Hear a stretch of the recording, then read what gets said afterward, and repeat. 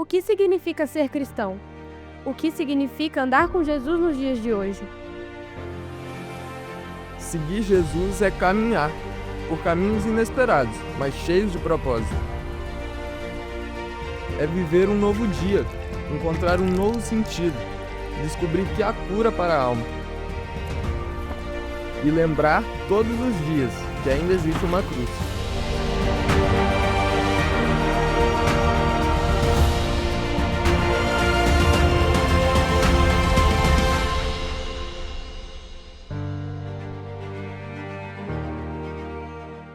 Convido os irmãos a abrirem as suas Bíblias em Mateus, capítulo 4. Enquanto os irmãos abrem, eu contextualizo aqui rapidamente o nosso objetivo com essa série. Nos passos de Jesus, no caminho de Jesus, nós queremos ir além daquilo que a gente tem como conhecimento bíblico, no sentido de entender como a Bíblia, como o conhecimento de Deus, de Jesus, deve ajudar a gente a entender a vida e as experiências da vida. Por isso, na semana passada, nós conversamos sobre termos um novo dia para viver, um dia de alegria, um dia de paz, um dia de gratidão com aquilo que Deus tem nos dado para viver e aprender dele. E hoje, a gente vai além disso, para a gente pensar sobre um novo sentido que nós recebemos de Jesus para viver. Então, o objetivo da série é um objetivo muito prático, para a gente conseguir olhar para as nossas vidas de uma forma diferente. E, em especial hoje, olharmos para as nossas vidas com um outro significado em Jesus. O objetivo dessa série é que a gente consiga olhar para as pessoas que Jesus encontrou quando Ele as chamou, e ver como Jesus transformou a vida dessas pessoas. Para isso a gente poder pensar como, no exemplo dessas pessoas, Jesus quer hoje mudar as nossas vidas, cada um nas suas experiências, ok? Então a nossa proposta ela é muito prática, ela é muito cotidiana, muito diária. A gente quer ver como a Bíblia nos ajuda a rever, a repensar, a ressignificar tudo o que a gente vive dentro da rotina de cada um de nós. Então, temos um novo dia para viver em Cristo Jesus, mas um dia, como a gente vai ver hoje, cheio de sentido. E a gente vai ver esse sentido brotando do chamado que Jesus fez a alguns pescadores: Pedro, André, seu irmão, e Tiago e João, filhos de Zebedeu, em Mateus capítulo 4, a partir do verso 18. A gente vai ler do 18 até o 22, tá? Vamos ler então o texto. Depois de ler o texto, nós vamos explicar o texto, assim, o que ele traz para nós dentro desse evangelho. Vamos contextualizar isso para aplicação nas nossas vidas e depois propor algumas aplicações bem práticas para a gente repensar como a gente tem vivido, ok? Vamos à leitura do texto então, Mateus capítulo 4, a partir do verso 18. Andando à beira do mar da Galileia, Jesus viu dois irmãos, Simão, chamado Pedro, e seu irmão André. Eles estavam lançando redes ao mar, pois eram pescadores. E disse Jesus: sigam-me e eu os farei pescadores de homens. No mesmo instante, eles deixaram as suas redes e os seguiram. Indo adiante, viu outros dois irmãos, Tiago, filho de Zebedeu, e João, seu irmão. Eles estavam num barco com seu pai, Zebedeu, preparando as suas redes. Jesus os chamou, e eles, deixando imediatamente seu pai e o barco, os seguiram. Vamos orar? Senhor Deus, nós nesse momento pedimos perdão pelos nossos pecados, clamamos, Senhor, pela sua misericórdia, imploramos no nome de Jesus que, apesar de nós, apesar das nossas lutas, apesar dos nossos conflitos pessoais, apesar das nossas dificuldades, que através do seu Espírito, o Senhor nos dê instrução pela sua palavra, que a sua palavra lida, compreendida de forma simples, possa ser explicada para nós pelo Espírito Santo, aplicada nos nossos corações, e que ela possa produzir frutos, Senhor, efeitos práticos, mudança na nossa vida real e no nosso cotidiano. É isso que nós pedimos. Dependemos do Senhor e por isso clamamos que o Senhor mesmo nos ensine. Assim a gente ora no nome de Jesus. Amém. Queridos, o Evangelho de Mateus, ele é um evangelho muito peculiar quando comparado com os outros. Ele vai ter narrativas muito parecidas com outros evangelhos. Mas o Evangelho de Mateus, ele tem algumas ênfases muito claras, né? Uma coisa que o Evangelho de Mateus quer mostrar para nós desde o começo, desde o primeiro capítulo, que ele começa com a genealogia de Jesus, mostrando que ele é o descendente de Davi esperado, é a afirmação de que Jesus é o Messias prometido. Desde a queda, a promessa de que viria o descendente, que resolveria o problema da separação de Deus, ela era esperada pelo povo. Por isso, todo o zelo, por isso a história dos patriarcas, a história da Bíblia mostra eles sempre esperando esse Salvador. As gerações sempre ansiosas por essa semente da mulher, esse descendente da mulher que viria para pisar a cabeça da serpente. Mateus, ele busca afirmar desde o seu princípio, Jesus é esse Messias. Se você já leu o livro de Mateus, ou se você não leu e vai ler durante essa próxima semana, preste atenção a quantas vezes Mateus ele vai mencionar os profetas sendo cumpridos, por exemplo, para demonstrar o seguinte: Jesus é o Messias esperado. E sendo o Messias esperado, a obra de Jesus, ela cumpre todas as Escrituras. Ele é o prometido, ele é o primogênito da criação, ele é aquele que nós esperamos para trazer salvação, ele é aquele que Isaías prometeu como sendo o servo de dores, que viria para resolver os nossos problemas e nos dar um futuro eterno com Deus de novo. Aquele que Jeremias demonstrou que traria de volta a aliança que a gente perdeu. Jesus cumpre as Escrituras. Isso é um fato que Mateus quer trazer para nós. E aí, alguns comentaristas vão dizer que o Evangelho de Mateus ele se diferencia dos outros por conta desse foco. Ele é muito voltado para quem conhece as Escrituras, possivelmente para aqueles que faziam parte do povo judeu ou conheciam a lei de Deus. Então, ele é muito específico nesse sentido, nos seus detalhes, na apuração, na pesquisa teológica, no conhecimento do Antigo Testamento, para mostrar Jesus como esse Messias esperado, o filho de Davi, o novo rei que viria para refazer a aliança. E refazendo a aliança, cumprindo as Escrituras, Jesus, no Evangelho de Mateus, ele é apresentado como esse que traz o reino dos céus e a nova aliança do seu sangue.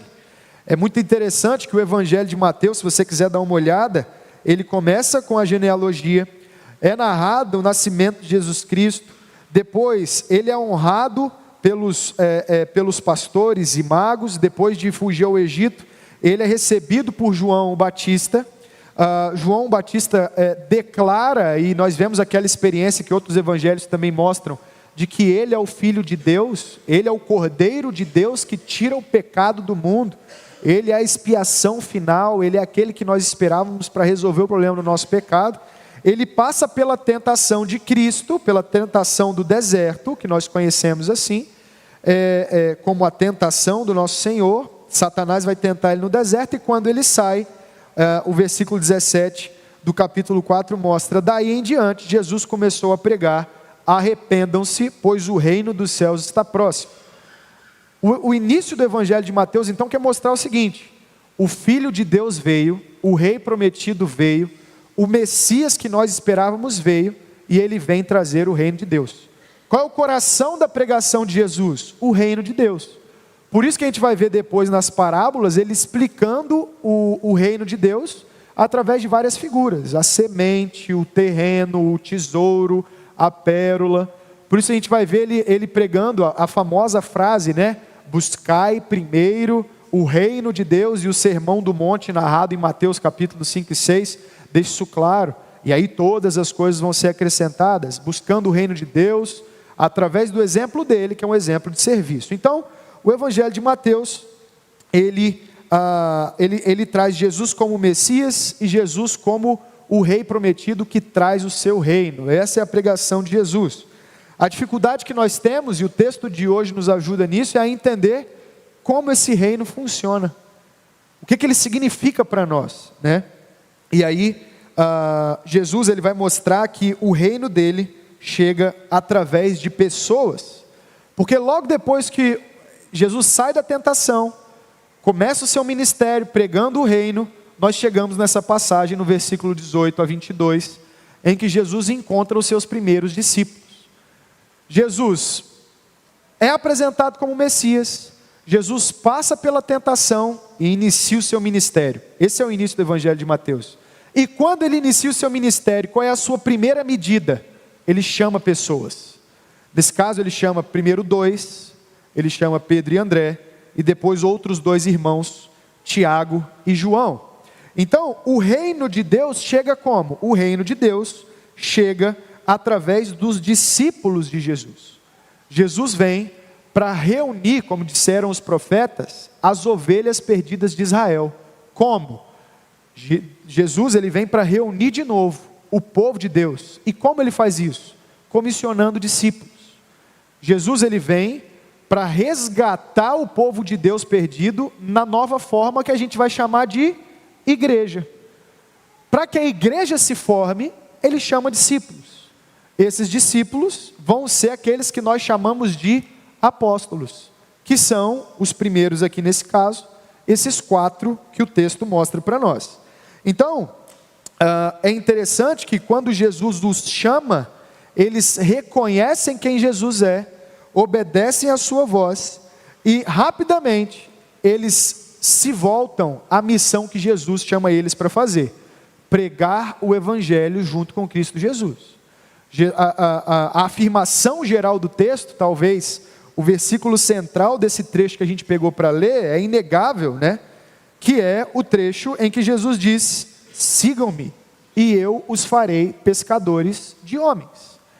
Então, Jesus ele está mudando a direção desses homens, dando um novo sentido e dizendo: aquilo que vocês fizeram até o momento, eu vou usar para que vocês se dediquem à minha missão, que é reunir as ovelhas perdidas de Israel, que é reunir esse cardume de peixes perdidos que eu vou separar para mim, que eu vim resgatar, os quais eu vim trazer de volta para o relacionamento com Deus. Então, diante desse contexto, o sentido geral do texto, nitidamente, da forma como ele aparece para nós é: Jesus traz o reino. Jesus traz o reino para nós através da renovação da aliança com o povo de Deus. Ele vai constituir a nova aliança com a igreja. E como ele faz isso? Através de discípulos, que vão levar para todos os cantos da terra, vão espalhar para fora da onde Jesus estava, nesse caso da Galileia. Depois Jesus inclusive vai comissionar esses discípulos a irem de 2 em 2 pelo mundo pregando, porque a missão deles agora é levar as boas novas de que o nosso relacionamento com Deus, ele foi refeito, ele foi retomado, nossos pecados foram perdoados, nós fomos salvos através da fé em Jesus e somos chamados para uma nova vida. Esse é o sentido geral do texto. Esse é o sentido usual, clássico, assim, dá para a gente dizer. O que Jesus está fazendo aqui? Chamando discípulos para se dedicarem às boas novas, aquilo que passa a ser uma nova prioridade. O reino de Deus chegou, agora parem de fazer o que vocês faziam e venham comigo servir. Então, o sentido geral do texto é: parem de fazer o que estão fazendo, me acompanhem para fazer o que eu vim fazer, para tomar parte do que eu vim fazer. Só que é simples de entender isso, é fácil de entender, mas isso é muito desafiador. Porque no caso desses irmãos, eles eram pescadores, que são chamados para serem discípulos, no caso deles, apóstolos, que vão ser as testemunhas de Jesus, e vão ser os pregadores, os propagadores de Jesus, através dos seus escritos, da sua pregação, da formação de novas pessoas. Mas, apesar de ser fácil compreender isso, para nós hoje, é difícil entender os efeitos práticos disso, como isso muda as nossas vidas, porque nem todos nós somos chamados para sermos pregadores. Nem todos nós somos chamados somente para pregar, para falar, para formar pessoas, para serem pastores, para dar aula, nós temos vocações diferentes, atividades diferentes, prioridades diferentes, e por isso é difícil de entender o efeito prático desse texto. Ok, Jesus pegou trabalhadores, Jesus pegou pessoas que estavam trabalhando e disse: venham comigo, porque eu vou agora levar vocês para pregar o meu evangelho. Só que é difícil aplicar isso para a nossa vida, porque nós estamos no meio das nossas rotinas, do nosso trabalho, dos nossos esforços, das nossas demandas, das nossas prioridades. Como então é possível a gente olhar para esse texto e entender como Jesus quer dar para nós, que não somos pescadores e não vamos virar apóstolos, um novo sentido? A resposta está não só no que Jesus fez com eles, mas no como Jesus fez. Como Jesus os chamou, como Jesus olhou para quem eles eram, como eles receberam o chamado de Jesus, e como então Jesus direcionou a vida de cada um deles. É para esse como de Jesus, para a maneira como Jesus chegou a esses irmãos, que eu quero chamar a atenção dos irmãos. Porque o texto, ele vai destacar que esses homens que Jesus vai chamar são trabalhadores. Olhem para o texto comigo de novo.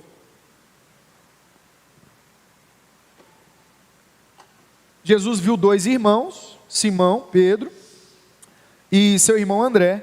Eles estavam lançando redes, pois eram pescadores. O texto os define pelo seu ofício, pelo seu trabalho. E eles estavam na sua própria atividade de trabalho. Mesmo durante essa atividade de trabalho, Jesus olha para eles, os chama, eles largam e seguem a Jesus. E aí nós vamos ver que o texto dá muita atenção para as redes, para como eles estavam trabalhando, para a cena como um todo, quem eles eram. E o mesmo vai se repetir com Tiago e com João. Estavam no barco, não jogando a rede, mas estavam consertando as redes. E Jesus os chama, eles deixam o pai, deixam o barco e seguem a Jesus. Me parece, queridos, que a forma como Jesus decidiu chamar esses homens tem uma ligação direta com o trabalho deles. A ênfase do texto, ela aponta muito para a atividade da pescaria ali naquele caso, eles eram pescadores, e para como eles exerciam aquela atividade, através das redes. 3 palavras no original diferentes vão ser usadas para falar das redes, inclusive. O texto ele é curto, mas ele enfatiza isso de uma forma muito clara.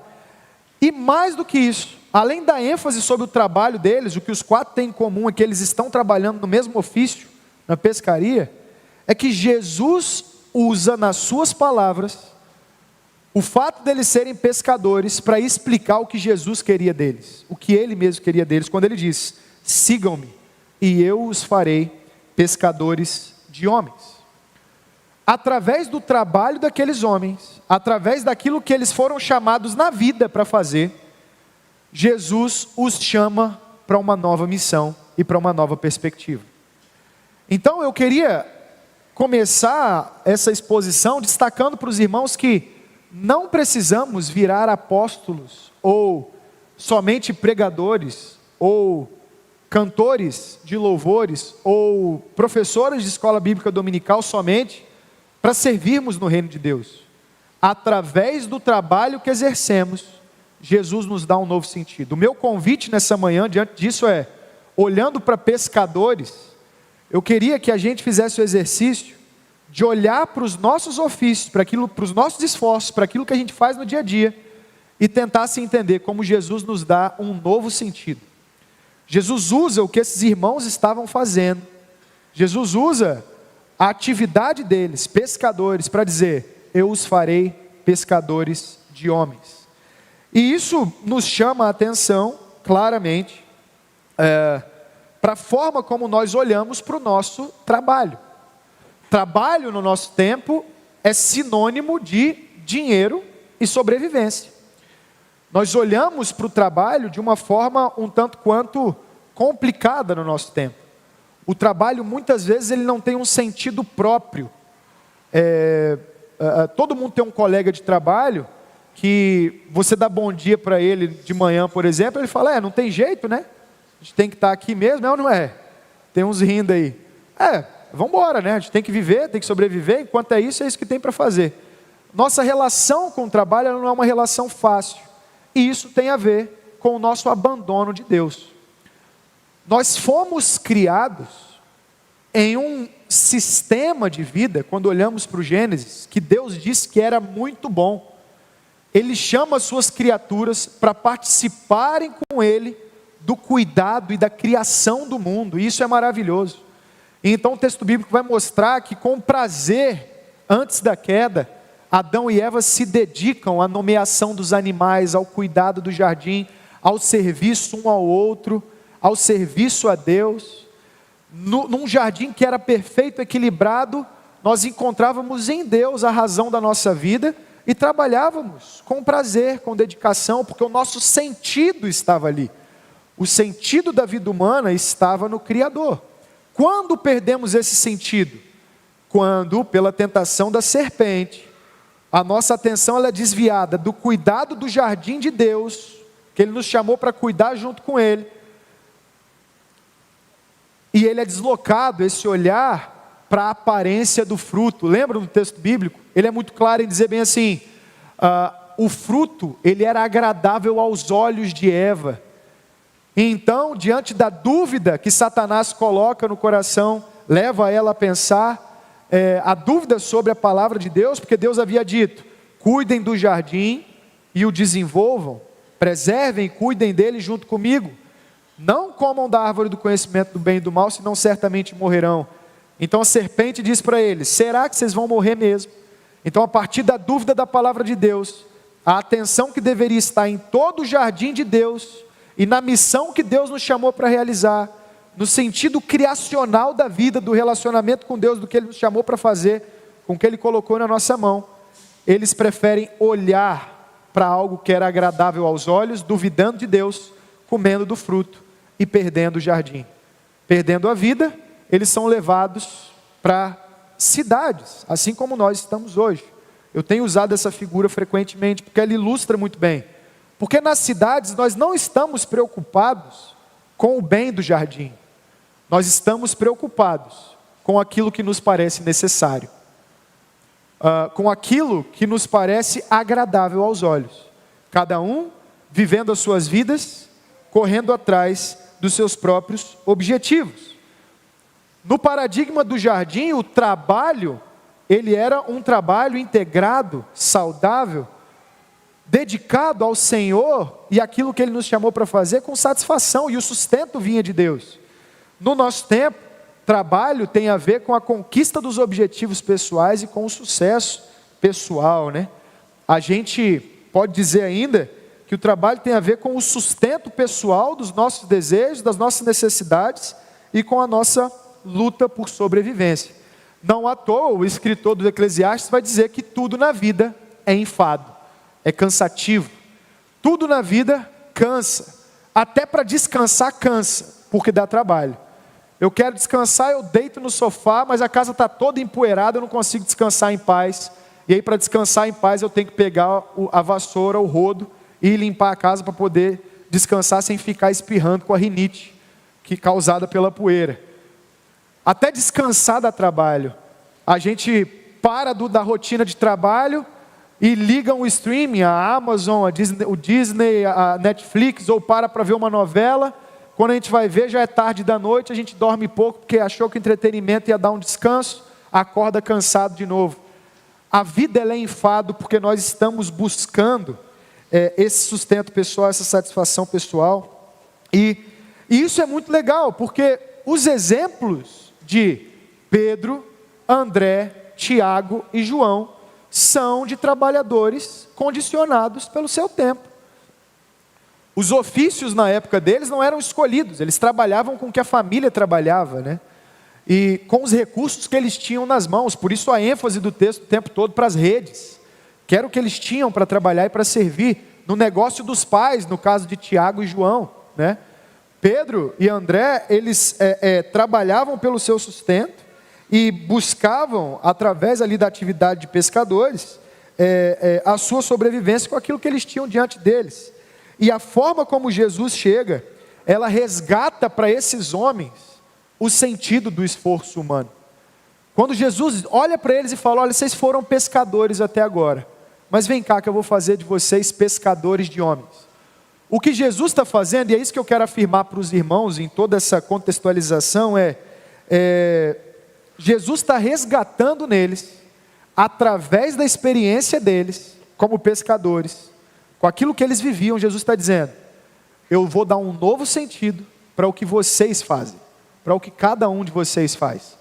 Fazendo o que vocês estão fazendo, eu vou resgatar de volta aquilo que vocês perderam. Eu vou resgatar de volta o prazer no serviço a Deus e a dedicação ao reino dele, que eu estou trazendo de volta. Vocês não precisam mais viver preocupados só com o seu sustento próprio. Vocês não precisam viver mais condicionados o tempo todo pelas suas lutas, pelo sustento pessoal, para dar conta das suas necessidades. Mas pela experiência de vocês, eu estou chamando vocês a se dedicarem ao reino de Deus e a buscar o reino de Deus com todo o seu coração e com todo o seu entendimento, com aquilo que vocês têm nas mãos. Por isso, pescadores de homens. Por isso, queridos, o nosso convite aqui hoje de novo, não somos pescadores. Talvez sejamos o quê? Eu sou professor. Talvez tenhamos aí outros professores. Talvez tenhamos aqui contadores. Talvez tenhamos administradores, advogados, mas o que? Comerciantes, farmacêuticos. Eu queria dizer o seguinte: quando Jesus olha para esses irmãos e fala: farei de vocês pescadores de homens, o convite se aplica para nós hoje, como se Jesus dissesse bem assim: eu farei a vocês, no caso dos professores, ensinadores de homens. Farei de vocês contadores de homens. Farei de vocês administradores de homens. Farei de vocês psicólogos, cuidadores de homens.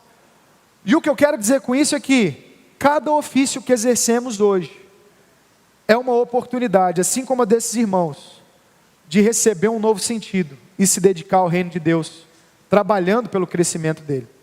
Dentro da sua circunstância, dentro de cada circunstância, nós somos chamados por Deus para servir ao reino dele e fazer com que o reino cresça através das nossas ações.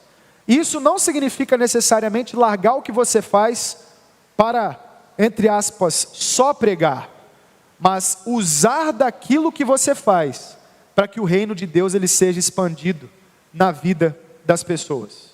Ok? Tá claro? A doutrina então que nos apoia para afirmar isso é a doutrina do sacerdócio universal dos crentes.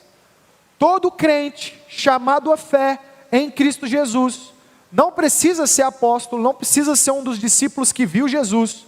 Nós que recebemos a fé somos chamados a, dentro das nossas circunstâncias, levarmos o reino de Deus e fazer com que o reino de Deus cresça através do nosso testemunho.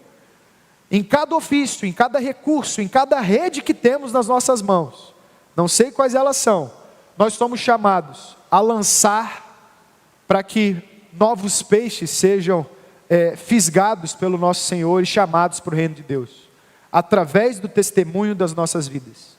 O apóstolo Paulo, ele diz que, pregando a respeito de Jesus Cristo, diz que nossas vidas precisam ser sacrifícios vivos, ou seja, tudo o que fazemos, do dormir ao acordar, o próprio ato de respirar, cada esforço humano, cada ato de serviço, cada prática serve ao reino de Deus. E o grande defeito do nosso tempo é não perceber isso, é condicionar os nossos esforços somente aos nossos objetivos pessoais. Então, o que esse texto traz para nós, queridos, à luz do sacerdócio universal dos crentes você não precisa largar o que você faz para que o reino de Deus cresça através de você. Jesus olhou para esses irmãos e disse: farei de vocês pescadores de homens.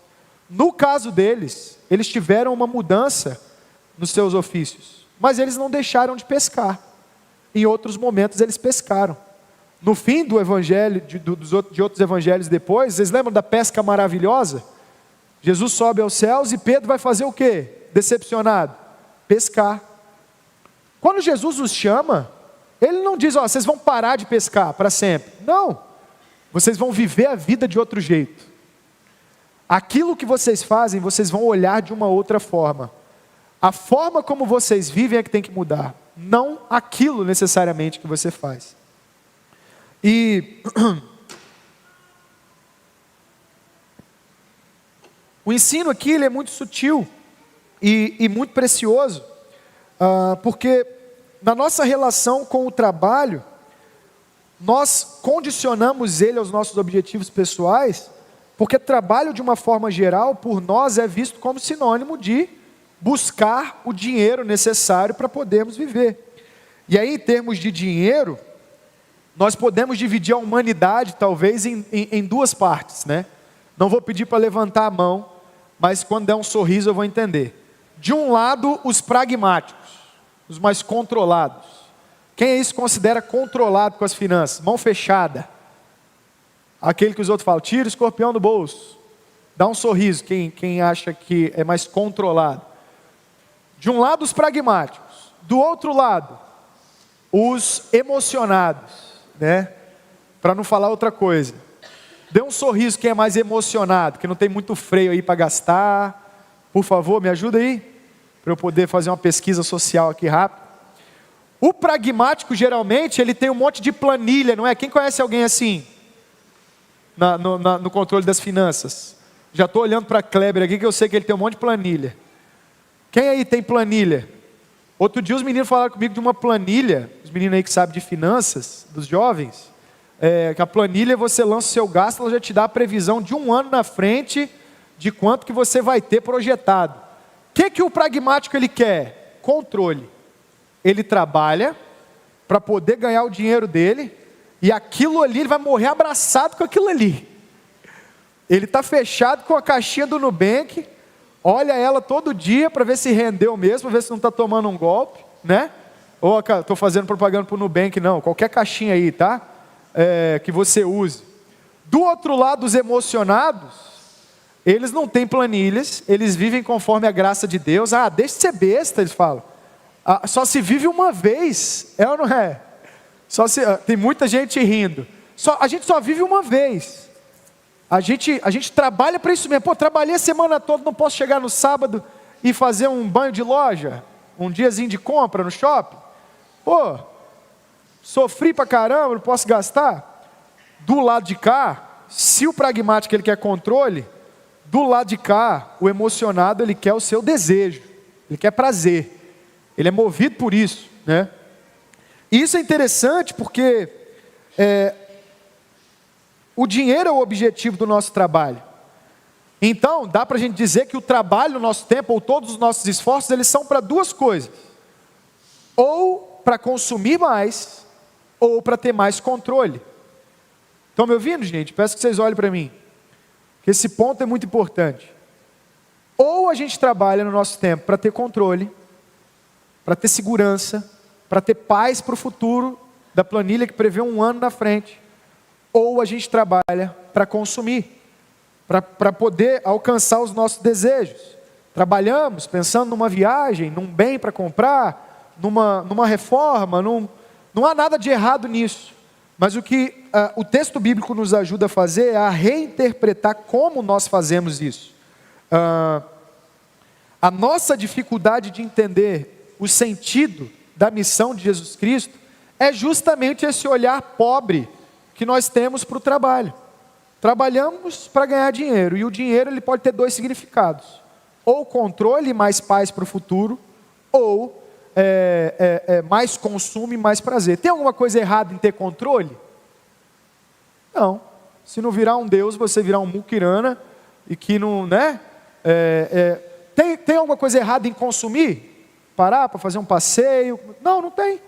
Desde que não vire um Deus que destrua a sua vida, não tem problema nenhum nisso. Agora, como nós estamos muitas vezes condicionados a um dos dois ou aos dois, a gente tem dificuldade de entender a nossa missão.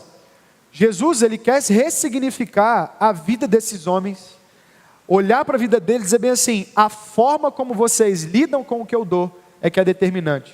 Vocês não foram chamados para ser nem controladores e nem perdidos por seus desejos, mas vocês foram chamados para uma outra direção, para um outro sentido. Por isso, o nosso tema de hoje é um novo sentido para viver. E a gente caminha aqui para as nossas aplicações, porque me parece que a forma como nós devemos interpretar esse texto está no como Jesus alcançou esses homens. E é esse como que a gente para ver agora. Esse como, a maneira como Jesus chegou a esses homens é que vai nos ensinar hoje a olhar para aquilo que a gente faz na nossa rotina, no nosso cotidiano, e entender como fazer. E entender como não ceder à mania de controle, ou não ceder somente aos desejos, como não viver somente pelo sustento pessoal e a busca pelas necessidades, mas naquilo que a gente faz, entender o nosso lugar no reino de Deus. Eu acho que essa é a preciosidade desse texto. E para a gente poder entender essa maneira, eu separei aqui em 3 movimentos que o texto faz. E esses movimentos, eles têm 2 passos: um chamado e uma resposta. Um chamado de Jesus e uma resposta dos personagens do texto. E aí eu peço a atenção dos irmãos. O primeiro movimento, ele tem o seguinte chamado. Olhem comigo para o texto, por favor. Andando à beira do mar da Galiléia, Jesus viu 2 irmãos, Simão, chamado Pedro, e seu irmão André. Eles estavam lançando redes ao mar, pois eram pescadores. E disse Jesus: sigam-me e eu os farei pescadores de homens. No mesmo instante, eles deixaram as suas redes e o seguiram. Qual que é o primeiro movimento então? O primeiro passo, o chamado de Jesus: sigam-me e eu os farei pescadores de homens. E o segundo passo, a resposta deles: largam as redes e seguem a Jesus. O que é interessante no ato desses irmãos é algo que a gente só consegue entender lendo os outros evangelhos.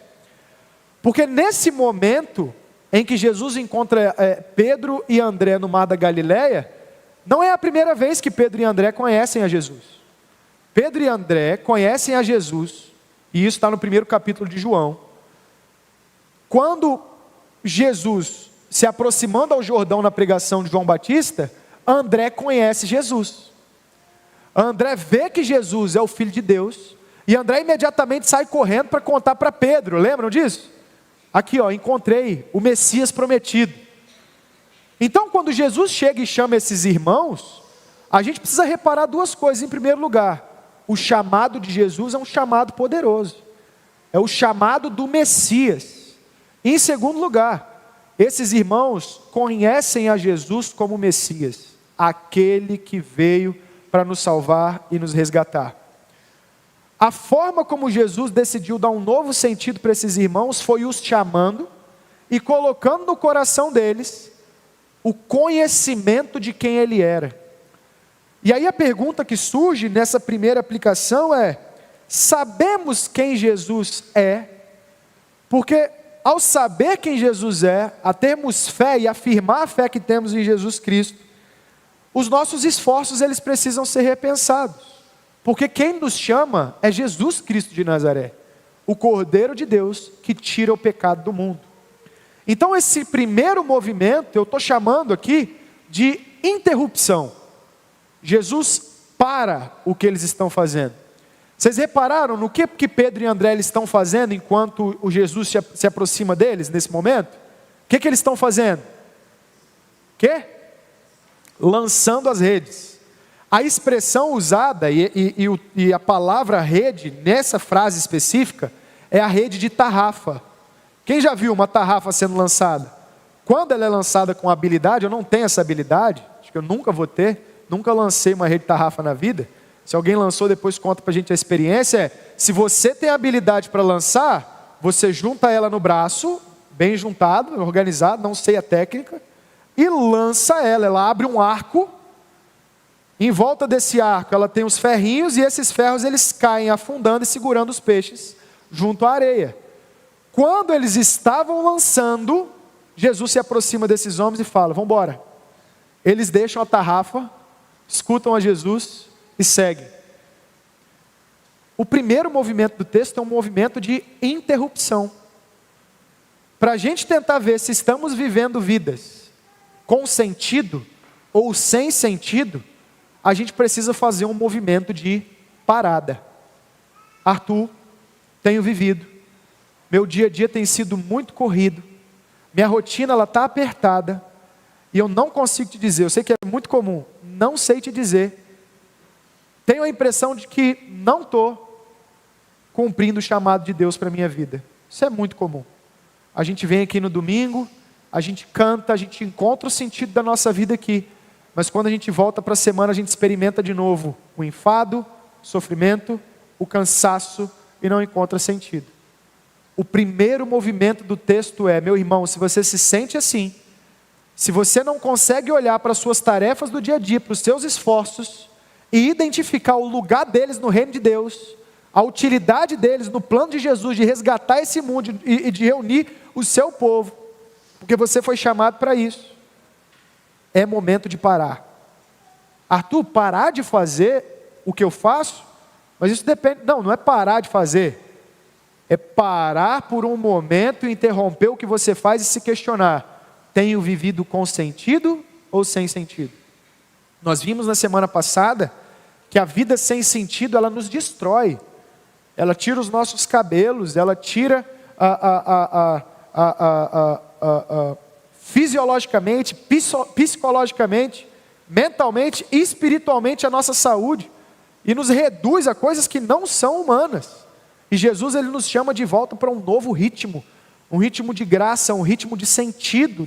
Agora no tema de hoje, que nos devolve essa humanidade para uma vida boa, uma vida que faça sentido. Quando temos sentido para viver, quando a nossa vida é preenchida por uma vocação, por um chamado, não importa o cansaço, a dor, a gente segue fazendo, porque a gente sabe que nós somos chamados para aquilo. A pergunta que eu faço hoje, querido, você tem alguma dificuldade de entender o lugar dos seus esforços no reino de Deus? Pare. Não importa se está no meio da tarrafa lançada enquanto ela prende os peixes. Siga a voz de Jesus. Sigam-me. Quem te chama para ressignificar a sua vida é o Messias encarnado, Jesus Cristo de Nazaré. Venham e eu os farei pescadores de homens. Isso nos mostra que não há problema nenhum em ser pescador. Por isso Jesus usa a figura pescadores de homens. Usa da experiência daqueles homens para explicar o que ele queria. Mas a vida, ela tem um sentido mais profundo, sim, em Cristo Jesus. Qual é a utilidade do que você tem feito para o reino de Deus? Tente olhar para aquilo que você tem feito e tente entender. Pare por um momento, repense as suas vocações.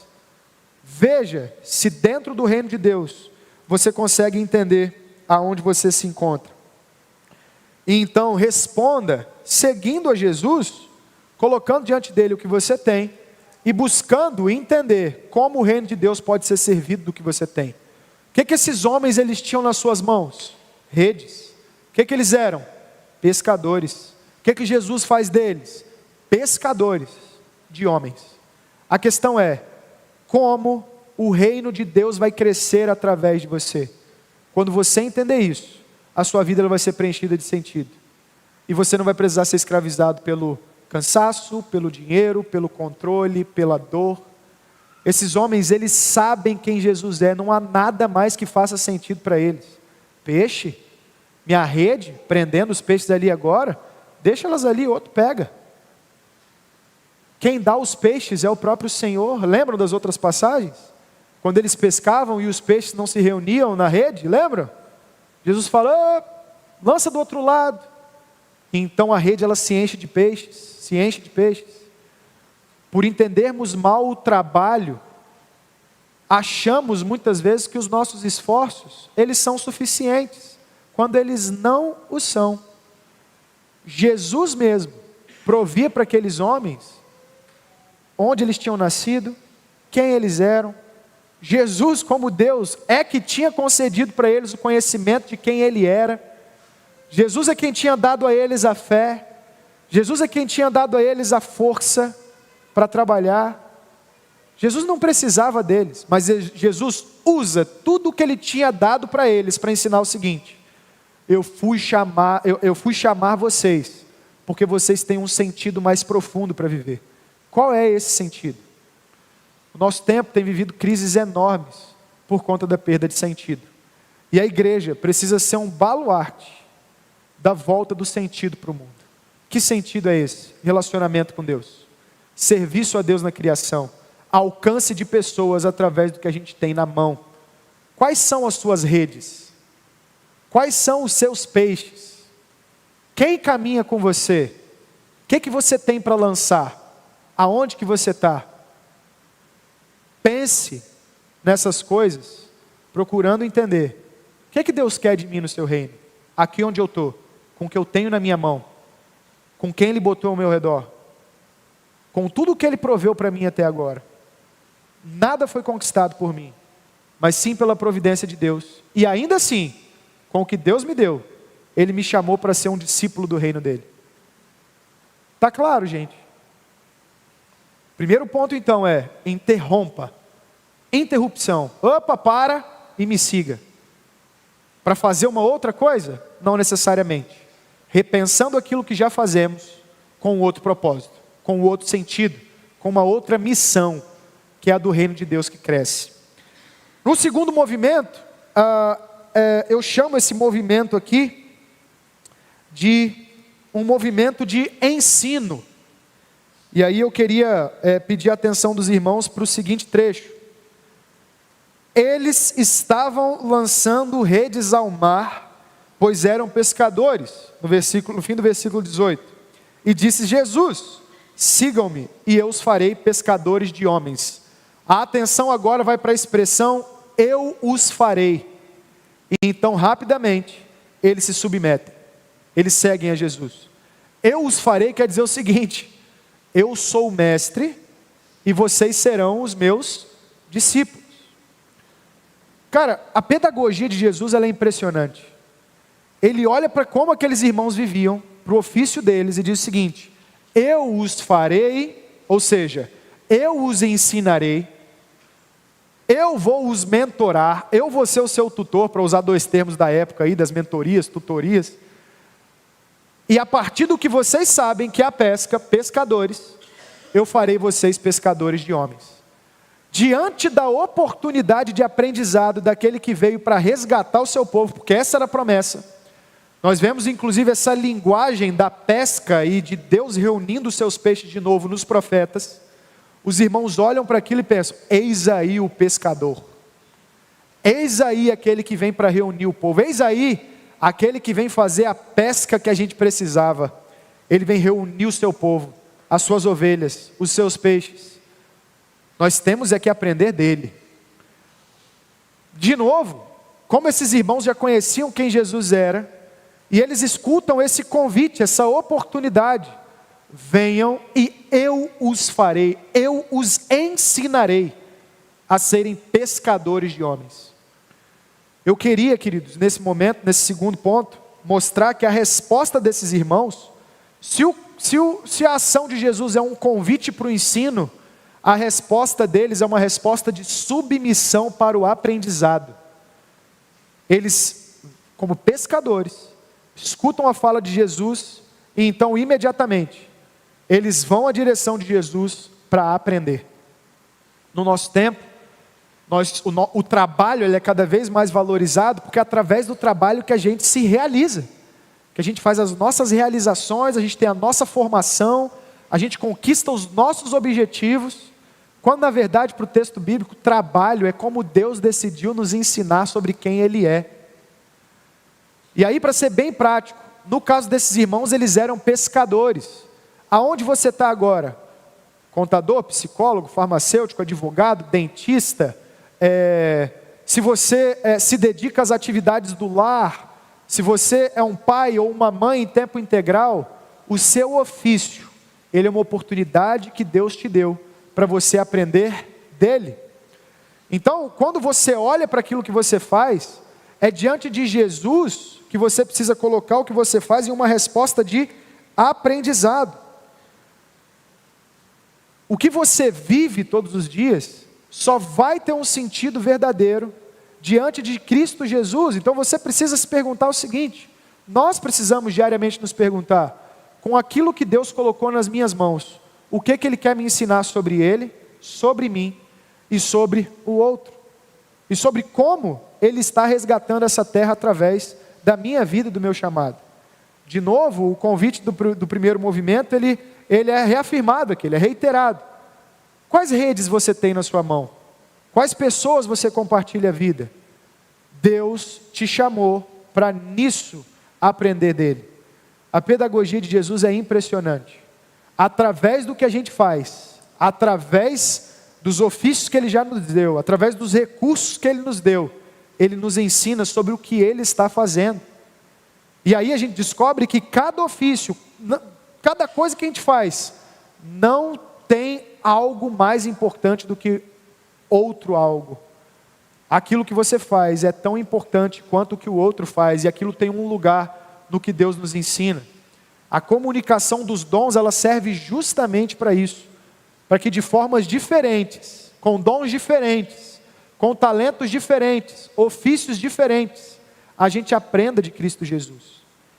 Talvez, para você que é professor, Jesus, ele quer te mostrar que só ele pode dar certeza e conhecimento verdadeiro para a vida desse mundo.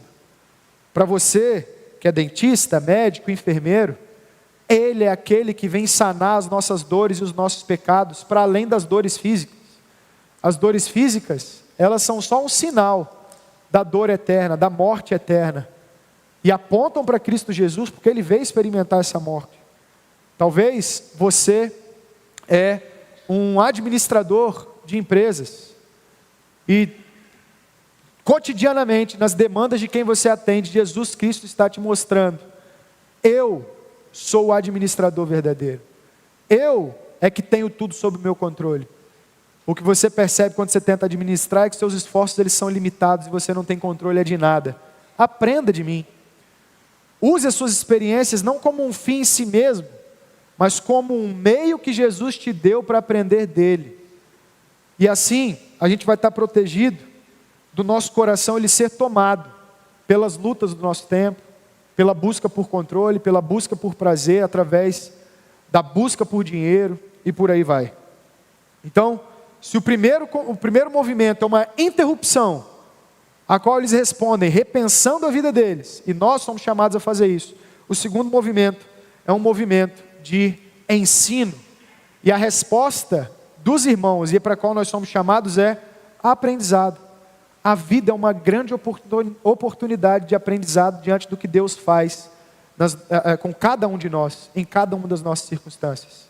Ele é o melhor professor possível, e Ele usa as nossas próprias circunstâncias para nos mostrar quem Ele é. Que a gente consiga olhar para o texto e entender que Jesus está dando um novo sentido para esses homens e para nós também, naquilo que nós fazemos. Talvez você tenha experimentado desafios, e esses desafios eles vêm para tratar dores, pecados, vícios, maus costumes no seu coração. Olhe buscando sentido em Jesus, mas também olhe olhando para aquilo que você tem diante dos seus olhos, nas suas experiências, no seu cotidiano, entendendo que tudo isso serve para te ensinar sobre quem Ele é. E o terceiro movimento, para a gente fechar, é um movimento de mudança, né? E esse movimento, ele está a partir do versículo 21. Peço a atenção dos irmãos para a gente caminhar para o final. Indo adiante, viu outros dois irmãos, Tiago, filho de Zebedeu, e João, seu irmão. Eles estavam num barco com seu pai, Zebedeu, preparando as suas redes. Jesus os chamou, e eles, deixando imediatamente o seu barco, os seguiram. O contexto aqui é diferente, eles não estavam lançando tarrafas, eles estavam consertando as redes, e eles estão próximos ao seu pai trabalhando, né? E uma coisa que pode estranhar o leitor desavisado do texto é que, nossa, eles estão abandonando o seu próprio pai para poder trabalhar. Só que o livro de Marcos, ele mostra para a gente também no capítulo 1, que quando eles são chamados, Zebedeu ele tinha outros empregados. Então, Zebedeu não fica numa situação de necessidade porque os filhos vão seguir a Jesus. Eles atendem esse chamado, o mesmo chamado de Pedro e André, ao mesmo tempo em que Zebedeu continua sendo sustentado por Deus naquilo que ele precisava. Se o primeiro momento é um movimento de interrupção, se o segundo movimento é um convite para o ensino, O terceiro movimento é um movimento de mudança, e a resposta dos irmãos, inclusive de Zebedeu, é confiança. Eles seguem a Deus, seguem a Jesus, sabendo que as necessidades de Zebedeu elas estavam atendidas. E os comentaristas do texto destacam esse ponto, citando o livro de Marcos, para mostrar o seguinte: Jesus ele não agiu de forma desmedida, de forma descuidada, deixando Zebedeu sem os seus filhos. Os filhos naquele tempo eram a força de trabalho, eram a dedicação, né? Eram todo o esforço da dedicação que a família tinha para o seu ofício, que era um ofício familiar, nesse caso, a pesca. Só que Zebedeu ele tinha outros empregados, conforme Marcos demonstrou para nós. Então, a resposta desses irmãos é uma resposta de confiança e de mudança da sua direção para o serviço a Cristo Jesus. Então, o que eu acho que a gente pode aprender com esse terceiro movimento é: se Deus interrompe Simão e André para dizer para eles que eles precisavam reajustar a sua rota, se num segundo momento eles se submetem para aprender de Jesus a partir do que eles fazem e entender como eles podem servir ao reino de outras formas, o terceiro movimento é um movimento de convite à mudança. Talvez, quando você parar e tentar repensar o que você tem feito e se questionar sobre o sentido da sua vida dentro do reino de Deus, você vai precisar fazer algumas mudanças de rota, de rotina, de agenda, de prioridades. E o que eu posso dizer para vocês, queridos, é que o texto, ele traz a confiança como uma resposta que a gente precisa ter quando a gente reconhece que a gente precisa mudar. Se eu preciso mudar a minha rota, eu posso mudar a minha rota para servir o reino de Deus, sem desconfiar do sustento de Deus, sem desconfiar que quando Ele chama, Ele sustenta, sem desconfiar de que se Ele me chamou para o serviço do reino, me deu um novo sentido, Ele vai me sustentar em cada passo. Então, quando pararmos para interromper ali por um momento, pensarmos, nos questionarmos sobre o nosso sentido, sobre se estamos sendo úteis no reino de Deus com todos os nossos esforços, nós não precisamos ter medo de mudar. Podemos mudar a nossa rota. O próprio Senhor Jesus vai pregar momentos depois, reverberando o mesmo ensino: buscai primeiro o reino de Deus e todas as coisas vos serão acrescentadas. Com a pregação simples: as suas necessidades eu conheço antes mesmo de vocês nascerem. Então, ao pensar o propósito da vida de vocês, o sentido da vida de vocês, entendam: não precisa ter medo de mudar. Quem é o Senhor dos tesouros, do ouro e da prata, do sustento e das necessidades? É o Senhor Jesus Cristo de Nazaré. Muitas vezes nós estamos muito preocupados com o futuro e com aquilo que pensamos precisar para viver, e assim perdemos o sentido de missão, o sentido de que estamos nessa terra como sacerdotes para que o reino de Deus se expanda. E então os nossos esforços eles são esgotados pelas nossas preocupações. E a mensagem do texto é: não precisa ser assim. Zebedeu não vai ficar abandonado, porque o Senhor mesmo proveu para ele há muito tempo empregados para acompanhar ele, quando Tiago e João fossem chamados para seguir o mestre. Então, se você vai parar para rever o seu propósito, o seu sentido, e aqui eu convido os irmãos do Ministério de Louvor para a gente cantar ao final.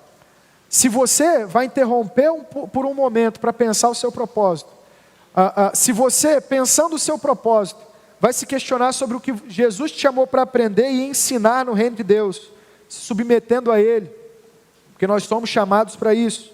E se num terceiro momento, a gente entende que o movimento do texto é um movimento de mudança, e que por isso não precisamos temer, o convite é para que a gente viva uma vida nos passos de Jesus, com um novo sentido. E de novo, não precisamos mudar os nossos ofícios. Arthur, isso quer dizer então que eu tenho que largar tudo? Isso é uma dificuldade muito legal, eu tive muito isso. Jovens geralmente que estão no meio da igreja se questionam isso muitas vezes, né? Eu preciso então largar o que eu já faço, que Deus colocou na minha mão, para ir para o seminário, ou para dar aula na escola bíblica somente, ou para virar um pregador? Não necessariamente. Você precisa pensar o como você tem vivido. Qual é o propósito que você tem feito? A grande pergunta é: através da sua pesca, como homens têm sido alcançados para o reino de Deus? através das suas redes, como o reino de Deus tem sido servido? Ou você tem parado de lançar as redes no reino da forma devida, porque você está preocupado com o seu sustento nessa terra? Os nossos esforços precisam ser baseados nisso. Preocupação com o sentido do reino de Deus. Aprendizado de Jesus em cada circunstância da vida, porque somos discípulos. E mudança quando necessário, porque Ele nos sustenta. Para a gente fechar, eu não vou dar aquelas perguntas finais, mas eu vou deixar um exercício prático para quem gosta de filme. Quem não gosta também assista, tá? Possivelmente esse filme, se você não gosta de filme, ele vai mudar isso em você. Tem um filme muito legal, chamado A Lista de Schindler. Conta a história do Oskar Schindler. Quem já assistiu, levanta a mão aí. Pesquisa social. Oh, legal. Muito bom. O Oskar Schindler, ele é um alemão, dono de fábrica. Atenção, atenção, por favor. Ele é um alemão, dono de fábrica, uma fábrica de metais, em determinado momento de panelas, utensílios de metal domésticos. E ele fica muito próximo de um grande campo de concentração na época do Holocausto alemão. É uma história real, tá? O Schindler, ele tinha uma relação muito próxima como empresário, porque na época o regime nazista, ele pegou os empresários. Muitas dessas fábricas, por exemplo, de utensílios, passaram a ser utilizadas na época da guerra para fabricar armas. Então, todo o esforço econômico foi cooptado pela ideologia do Estado. E a gente sabe que os campos de concentração, eles eram usados para o massacre de alguns povos. Dentre eles, no campo de concentração onde estava o Oskar Schindler, em sua maioria de judeus, né? E Schindler, então, tendo muita proximidade com o chefe guarda desse campo de concentração, ele tinha o direito, eles davam a ele o benefício de usar desses homens internados no campo de concentração para trabalhar nas suas fábricas. Os empresários faziam muito isso. E aí, o Schindler, que estava dentro de um regime caído, assim como nós, ele começa a trazer cada vez mais judeus do campo de concentração para trabalhar na sua fábrica, ao ponto de alguns alemães se questionarem: mas por que tanta gente está indo para essa fábrica? Tem umas cenas muito legais dos filmes que tem desde um senhorzinho que não tinha quase nenhuma força para trabalhar, até uma criancinha que ficava perdida no pátio de fábrica porque não sabia o que fazer. Porque o que o Oskar Schindler estava fazendo era usar daquilo que ele tinha para fazer, que era a sua fábrica, para tirar pessoas da circunstância de sofrimento do campo de concentração. Por isso o nome do filme, A Lista de Schindler. Porque a lista vai aumentando, aumentando, aumentando, enquanto ele vai colocando mais e mais nomes para salvar pessoas. O exemplo do Oskar Schindler, para mim, ele é um exemplo de um pescador com recursos limitados. No momento em que uma das maiores atrocidades da história humana estão acontecendo, sem ter muito o que fazer, ele usa o que tem para driblar um sistema degradável, pecaminoso, violento, terrível, sem palavras para descrever, para salvar pessoas. A questão que a gente precisa se fazer, gente, temos o exemplo dos pescadores que ganham um novo sentido. Temos um dono de fábrica no meio de uma opressão terrível, juntando o máximo possível de pessoas para salvar. Nós vamos continuar trabalhando para o nosso benefício próprio mesmo, enquanto o reino de Deus precisa ser expandido, enquanto existem pessoas carentes de Deus que precisam ser salvas, enquanto existem povos inalcançados, enquanto existem claros objetivos do nosso Senhor em continuar expandindo o seu reino até que Ele venha. Então eu uso desses exemplos. Se você não viu o filme, veja, porque com aquilo que Deus colocou nas nossas mãos, nós somos chamados para sermos pescadores de homens. Nós ganhamos um novo sentido. Enquanto fazemos, a gente aprende do que Jesus fez, que é servir para que o reino cresça. E assim, mudamos a nossa própria direção para que esse reino cresça. Sem medo, mas confiando em Deus. Amém? Que nosso Deus nos sustente e nos dê força e coragem para mudar os nossos rumos a partir do sentido que Ele nos deu.